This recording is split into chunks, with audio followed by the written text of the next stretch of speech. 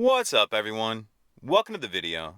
Today we're going to take a quick look at how to program the garage door opener that's built into a 2022 Chevy Silverado. This also looked the exact same on the GMC Sierra. So in order to do this, we'll need a mobile garage door opener like this that's already programmed. And then we're going to pick one of these three buttons that we want. I'm going to pick number 3 for this video.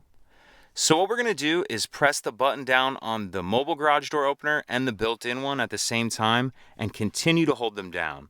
So I'm going to press them both and continue to hold them down. And you see the light blinking slowly there. Once it starts blinking quickly, you can release both buttons.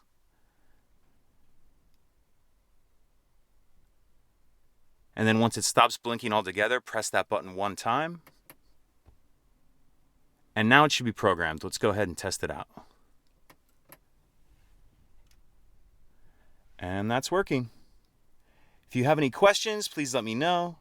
If you could take a second to like and subscribe, it helps us out, and I'd appreciate it. Thank you.